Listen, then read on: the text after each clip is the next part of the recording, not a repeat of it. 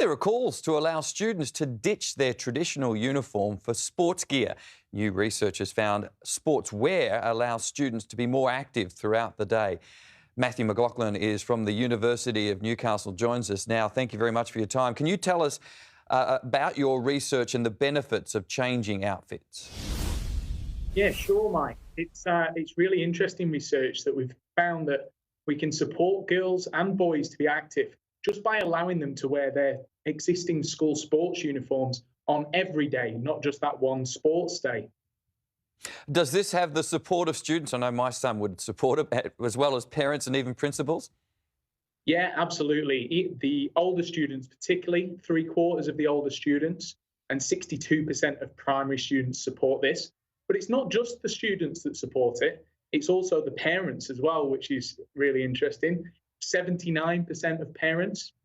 And then we looked at teachers and we thought, oh, maybe it's a little bit different. But no, 2/3 of the teachers are supportive of a change to allow students to wear their sports uniform every day. And we think there's a few reasons for this.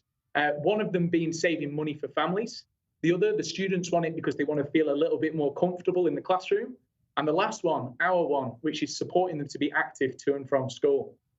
Yeah, they are expensive, these uniforms. How do you go about lobbying for change at your particular school? Yeah, I think that's a really interesting point. We'd encourage everybody to have that conversation with their school community and work out what their school wants. And we know that these school uniforms aren't the only way to get our kids moving. It's about supporting our kids to get moving to and from school, and whilst they're at school, in the playground and taking part in sport. And for the parents, there's that it's easier to wash and there's less ironing.